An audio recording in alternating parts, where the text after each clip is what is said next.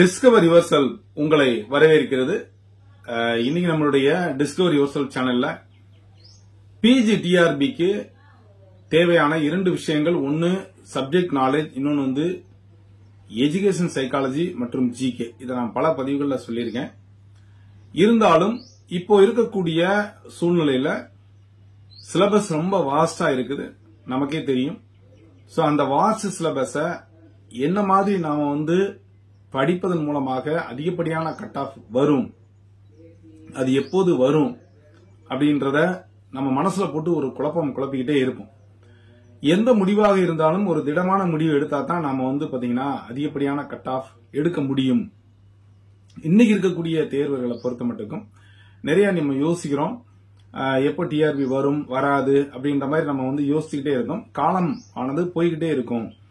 அப்போ இப்போவே நம்ம படிக்க ஏற்கனவே நீங்க படிக்க ஆரம்பிச்சிருக்கணும். இந்த சிலபஸ் விடும்போதே படிக்க ஆரம்பிச்சிருக்கணும். சைக்காலஜி ஜிகே ஆன சிலபஸ் மட்டும் மாறல. சப்ஜெக்டை பொறுத்த மட்டும் அனைத்து சப்ஜெக்டும் மாறிடுச்சு, அது உங்களுக்கு தெரியும். அப்போ நீங்க போடக்கூடிய எஃபர்ட் ஆனது அதிகமா இருந்தால், நன்றாக இருந்தால் நிச்சயமாக நீங்க அதிகப்படியான கட் ஆஃப் வாங்க முடியும், இல்லைன்னா கண்டிப்பாக வாங்க முடியாது. அதுல ரொம்ப முக்கிய அங்கம் வகிப்பது எஜுகேஷன் சைக்காலஜி மற்றும் ஜிகே அப்படின்னு உறுதியா சொல்ல முடியும். அதுல அதிகப்படியான மதிப்பெண் யார் வாங்குறாங்களோ அவங்களுக்கு தான் உயர்ந்த கட் ஆஃப் கிடைக்கும். இன்னைக்கு பாத்தீங்க அப்படின்னு சொன்னா காம்படிட்டிவ் வேர்ல்டு நிறைய இருக்குது. எங்கேயுமே ஒரு ரெக்ரூட்மெண்ட் ப்ராசஸ் போய்கிட்டே இருக்கு. இன்னைக்கு இன்ஜினியர்ஸ் எடுத்துக்கங்க, டாக்டர்ஸ் எடுத்துக்கங்க, எல்லா ஃபீல்டுலயும் காம்படிஷன் ஜாஸ்தியா இருக்கு. இப்ப நமக்கு டீச்சிங் லெவல்லையும் அந்த மாதிரி காம்படிஷன் வந்துருச்சு. ஏன்னா எல்லாருமே படிக்க ஆரம்பிச்சிட்டாங்க.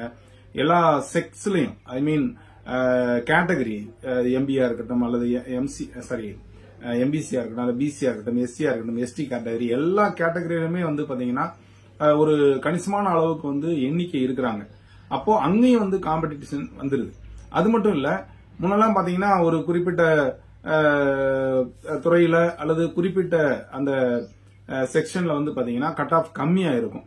அப்போ இப்போ அப்படிலாம் இல்ல. கிட்டத்தட்ட 1 மார்க் 2 மார்க் வித்தியாசத்திலே பாத்தீங்கன்னா அதிகப்படியான கட் ஆஃப் தேவைப்படுது. அது எந்த கேட்டகரியா இருந்தாலும் நல்ல கட் ஆஃப் வச்சிருக்கிறாங்க. அது காரணம் என்னன்னா, நிறைய படிப்பு அறிவு வந்திருக்கு, நிறைய விழிப்புணர்வு வந்திருக்கு, எல்லாரும் வேலைக்கு போகணும் அப்படிங்கிற தர்ஸ்ட் வந்திருக்கு. அப்போ சராசரியா இருக்கக்கூடிய நம்ம உள்ள வரணும் அப்படின்னு சொன்னா அப்ப எவ்வளவு ஒர்க் பண்ணணும் அப்படின்றத நீங்க ஜஸ்ட் திங்க் பண்ணி பாருங்க. நன்றாக ப்ரிப்பேர் பண்ணி நல்ல கட் ஆஃப் எடுத்தால் மட்டுமே நீங்க வேலைக்கு போக முடியும் அப்படின்றத கண்டிப்பா நீங்க தெரிஞ்சுக்கணும்.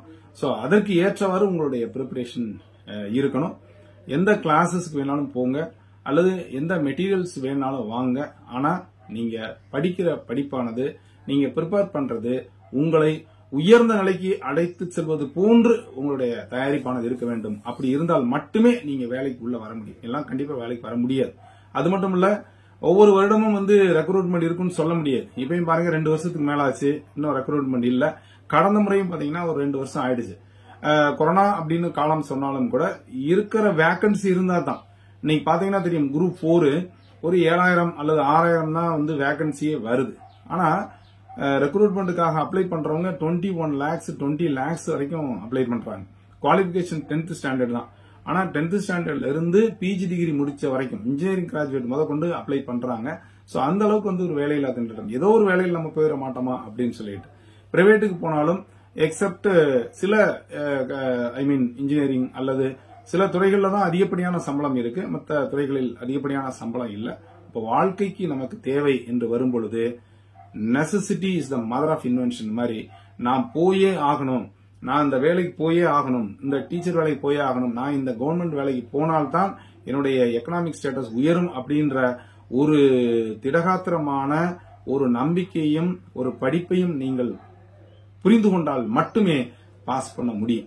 எனக்கு இதை விட்டா வேற வழியே இல்லப்பா, நான் வேலைக்கே போயே ஆகணும், நான் படிக்கணும், பாஸ் ஆகணும் அப்படின்ற வெறி உங்களுக்கு எப்பொழுது வருதோ அப்பதான் நீங்க பாஸ் ஆக முடியும். இல்லனா உங்களுடைய செகண்ட் தாட்ஸ் இருந்துகிட்டே இருக்கும். இருக்கிற வேலையை விடவா வேண்டாமா, இப்ப வேலை பாக்குறோம், சோ 3 மாசம் அந்நேரம் படிச்சுக்கலாம் அப்படின்ற மாதிரி உங்களுக்கு மைண்ட் செட் போயிட்டே இருக்கும். சரி, இத்தனை பேர் இருக்கு, மொத்த ரெக்ரூட்மெண்ட்ல நம்ம போஸ்டே மொத்தம் 100 தான் இருக்கு. ஐயோப்பா, தமிழ்நாடு முறை 100னா நம்ம எப்படி எழுதி பாஸ் பண்ண முடியும், நம்மளாலாம் முடியுமா என்னன்னு தெரியல, கொஞ்சம் தான் போஸ்ட் இருக்குது, ரெண்டாவது இது பூரா பொய், நிறைய ஃப்ராட் பண்றாங்க, நிறைய காசு கொடுக்க போறாங்க.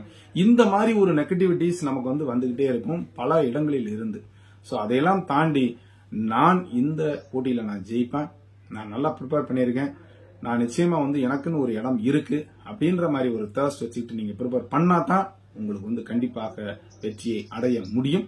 சோ நீங்க மைண்ட்ல வச்சுக்கிறது விஷயம் இது ஒண்ணுதான், என்னால் ஜெயிக்க முடியும், நான் நன்றாக ப்ரிப்பேர் பண்ணுவேன், நான் வரக்கூடிய டிஆர்பியில நிச்சயமாக ஒரு நல்ல கட் ஆஃப் வாங்கி ஒரு ஆசிரியராக என்னால் ஆக முடியும்.